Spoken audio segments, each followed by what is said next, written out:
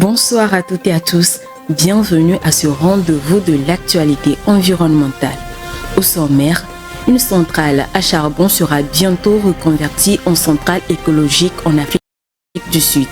Accompagnée par la Banque mondiale, cette reconversion symbolise l'élan de ce pays en matière de transition énergétique écologique.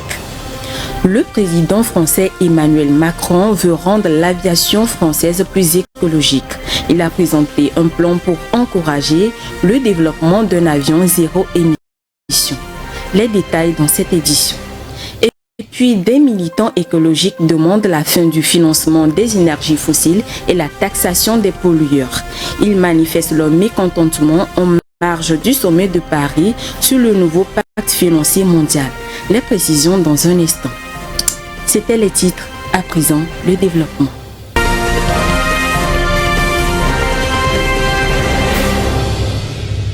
Les autorités sud-africaines veulent reconvertir la centrale à charbon de Komati en centrale éolienne et solaire. Ce projet est soutenu par les partenaires comme la Banque mondiale. Cela démontre que la transition énergétique écologique de ce pays est en plein essor. Les détails avec Vivas Amana. La centrale à charbon de Komati en Afrique du Sud est fermée et sera reconvertie en centrale éolienne et solaire. Cette démarche des autorités sud-africaines pèse sur la couverture énergétique du pays. Les chercheurs en changement climatique alertent sur l'importance du projet tout en mettant en garde sur l'utilité actuelle des énergies fossiles. Bien que le changement climatique soit un problème majeur et que nous devions passer à des sources d'électricité à faible teneur en carbone, nous devons tenir compte du fait que la consommation d'électricité en général en Afrique du Sud est en forte hausse. Nous devons donc continuer à développer les énergies renouvelables, mais ne pas arrêter tout ce qui est fossile tant que nous n'aurons pas suffisamment d'électricité pour répondre aux besoins de base du pays. Les partenaires comme la Banque mondiale soutiennent cette ambition de production des énergies renouvelables en finançant cette reconversion avec un prix de 490 millions de dollars. Cette somme va servir à la formation des anciens employés et à l'installation des nouveaux dispositifs de la centrale éolienne et solaire. La nouvelle centrale verte sera dotée de batteries assez performantes pour stocker l'énergie qu'elle produit. La transition énergétique de l'Afrique du Sud s'accentue avec la reconversion de la centrale à charbon de Komati, qui vient s'ajouter aux nombreuses initiatives déjà mises en place. Notons que cette centrale produisait environ 125 gigawatts d'énergie. Sa reconversion impacte économiquement les communautés environnantes qui en profitaient. Toujours en Afrique du Sud, le président Cyril Ramaphosa a lancé un fonds d'hydrogène vert d'1 milliard de dollars avec les gouvernements du Pays-Bas et du Danemark. Il positionne ainsi son pays comme un hub indispensable dans la lutte contre les changements climatiques. Plus de précisions sur ce partenariat avec Vivas Amana. Le président sud-africain Cyril Ramaphosa et les gouvernements des Pays-Bas et du Danemark ont lancé un fonds d'hydrogène vert d'1 milliard de dollars pour aider à lancer une industrie dans la lutte contre le changement climatique. L'Afrique du Sud vise à mettre en place un pôle d'exportation d'hydrogène vert et à utiliser les énergies renouvelables sans produire d'émissions de gaz à effet de serre. Au cours d'un forum d'affaires organisé à Pretoria, la capitale de l'Afrique du Sud, le premier ministre néerlandais a déclaré que l'Afrique du Sud avait ce qu'il faut pour mener la lutte contre le changement climatique. Avec ses énormes ressources renouvelables, l'Afrique du Sud est particulièrement bien placée pour devenir un acteur clé sur le marché mondial de l'hydrogène. Les Pays-Bas sont également bien placés pour devenir un partenaire stratégique. D'abord en tant que partenaire du développement local dans les domaines des énergies renouvelables, de l'hydrogène et des infrastructures, et aussi en tant que plaque tournante pour les importations d'hydrogène. Ces mêmes observations ont été reprises par son homologue danoise.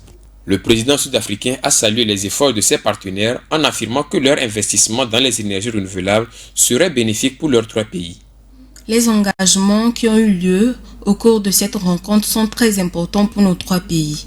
Ils donnent un aperçu de ce que l'Afrique du Sud a à offrir dans les échanges directs sur la meilleure façon de collaborer sur les nombreuses opportunités disponibles. L'Afrique du Sud veut produire de l'hydrogène vert pour l'aviation, les transports ainsi que l'exportation vers l'Union européenne. L'agriculture urbaine est de plus en plus répandue dans les villes en Afrique. Elle offre de nombreux avantages économiques, sociaux et environnementaux. Cependant, le potentiel inexploité de l'agriculture urbaine est considérable. Pour en savoir plus, suivons ce commentaire. L'un des principaux avantages de l'agriculture urbaine est sa capacité à fournir de la nourriture fraîche et saine aux populations locales. Dans de nombreux pays africains, l'accès à des aliments nutritifs est limité, en particulier pour les habitants des quartiers pauvres des villes. Cette agriculture contribue à la sécurité alimentaire et réduit la dépendance vis-à-vis des importations alimentaires coûteuses. Cela stimule également l'économie locale en créant des emplois dans le secteur agricole et en augmentant la demande de produits bio. L'agriculture urbaine joue un rôle important au sein de l'environnement. Elle aide à réduire la pollution de l'eau et de l'air en utilisant des pratiques agricoles durables. Elle peut aider à atténuer les effets du changement climatique en réduisant la consommation d'énergie nécessaire au transport des aliments sur de longues distances. Malgré ces avantages, l'agriculture urbaine reste sous-exploitée en Afrique. Pour y remédier, les gouvernements ont mis en place des politiques favorables à cette agriculture, telles que l'accès à des terres publiques et aux ressources adéquates pour soutenir son développement. Des efforts restent encore à faire dans ce secteur afin de préserver notre biodiversité, de mettre en valeur les paysages agricoles et de favoriser la consommation locale. Elles sont souvent vues comme des insectes nuisibles, mais valent mieux que cela. Des fourmis légionnaires sont utilisées pour détecter et prévenir de nouveaux virus dangereux pour l'homme et pour l'environnement. Comment cela est-il possible? Suivons ce commentaire de Vivace Amana pour plus de précision. Des fourmis pour prévenir des virus. C'est la découverte inédite que les chercheurs d'une équipe internationale de scientifiques révèlent. En effet, les fourmis légionnaires d'1 centimètre de long avec de grosses mandibules sont utilisées comme agents de surveillance des virus dans les forêts tropicales. Ces fourmis, de par leur composition génétique, pourraient avoir une idée sur des virus végétaux et animaux existants dans les forêts. Après plusieurs expériences, des virus ont été retrouvés dans le corps des fourmis. Le virologue Philippe Roumagnac explique qu'autant de virus sur une petite quantité de fourmis qui se trouvent toutes au même endroit, c'est énorme. Une expérience menée avec 209 fourmis analysées a révélé 157 genres de virus. Cela représente 6% de la totalité des genres viraux connus à ce jour au niveau mondial. Les fourmis ratissent de façon large et efficace. Le système de collecte régulier des fourmis légionnaires permettra de savoir régulièrement les virus qui circulent localement sur les plantes et les animaux. Ceci afin de prendre des dispositions pour éviter d'éventuelles transmissions de maladies aux hommes. Les chercheurs surveillent les forêts tropicales parce que parmi les virus pathogènes qui ont été à l'origine d'épidémies chez l'homme, 60% sont d'origine animale, particulièrement dans les forêts d'Afrique, d'Asie ou d'Amérique. Le sommet de Paris sur le nouveau pacte financier mondial qui se tient depuis hier prend fin ce vendredi 23 juin 2023. L'objectif de ce sommet est de créer un choc de financement en faveur des pays les plus vulnérables au changement climatique.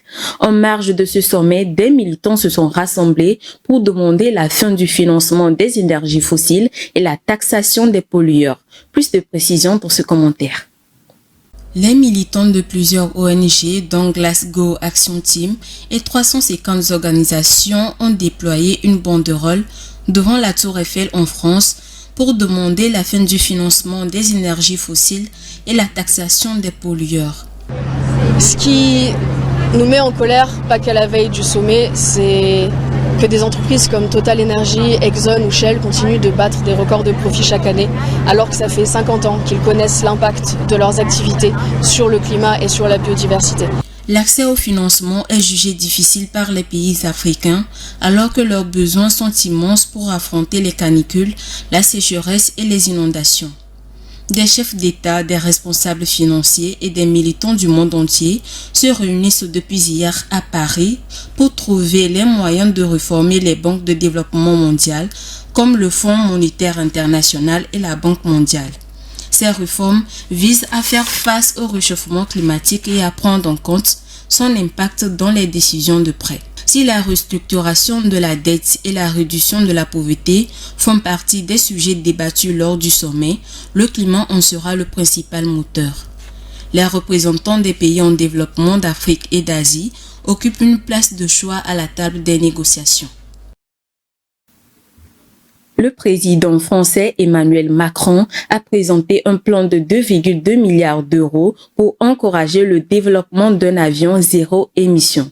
Ce plan a pour ambition une aviation plus durable et moins polluante. Il a été présenté le 16 juin, 3 jours avant l'ouverture du Salon international de l'aéronautique et de l'espace au Bourget. Alessandra Adekambi pour les précisions. L'avion est un moyen de transport très polluant. Selon le ministère français de la Transition écologique, un avion émet entre 73 et 254 grammes d'équivalent du dioxyde de carbone par passage. L'effet le plus nocif lié à l'avion est la pollution aux particules fines. Les émissions des avions sont responsables d'environ 16 000 décès prématurés dus à une mauvaise qualité de l'air chaque année. Pour éviter ces effets néfastes des avions, le président Emmanuel Macron préconise les aviations plus vertes. Un plan qui consiste à tripler les efforts de l'État sur la période de 2024-2030, soit 300 millions d'euros par an en faveur de la conception de moteurs et design d'avions plus économes en carburant. Cela suppose notamment d'alléger les avions par des nouveaux matériaux composites ainsi que des nouvelles architectures d'appareils. Parallèlement, l'État va investir 200 millions d'euros dans le développement de biocarburants aériens en France avec l'objectif d'en produire 500 000 tonnes par an à l'horizon 2030. Selon l'Air Transport Action Group, une coalition d'entreprises du secteur aérien, 53% de l'effort nécessaire pour rendre l'aviation plus durable repose sur l'utilisation de biocarburants. Produits à partir de biomasse, ces carburants durables sont utilisables directement dans les avions actuels, certifiés pour accepter des mélanges à 50% dans le kérosène fossile et 100% d'ici à 2030 d'après les promesses des industriels. Sur l'ensemble de leur cycle d'utilisation, ils peuvent réduire les émissions du dioxyde de carbone de 80% par rapport au kérosène. L'eau travaille pour nous de diverses façons. Elle nous rend la vie plus facile et plus agréable. Cependant, nous devons tous veiller à ne pas utiliser cette précieuse ressource abusivement. Comment gérer et éviter le gaspillage de l'eau? La population s'est prononcée au micro de Rafietou Bereko. Pour éviter le gaspillage de l'eau, on doit en faire bon usage. L'eau, c'est la vie. Nous devons faire bon usage pour notre propre bien. Sensibiliser la population à ce que qu'ils régularisent le gaspillage d'eau en fait. Par rapport au gaspillage de l'eau, faire l'économie par rapport à l'eau qu'ils utilisent dans leur environnement. Et le gaspillage de l'eau n'est pas du tout bon. Et l'eau, c'est notre vie en fait. Le problème de gaspillage de l'eau en fait, est un problème récurrent. Comme on le dit, l'eau c'est la vie. C'est une ressource importante. Et la gaspiller aussi n'est pas une chose très bonne. Donc j'exhorte aussi la population, je peux dire, à éviter le gaspillage de l'eau et surtout à prendre bien soin de cette ressource. Ainsi s'achève ce rendez-vous de l'actualité environnementale sur Green TV International. Merci de l'avoir suivi. Bonne suite de nos programmes.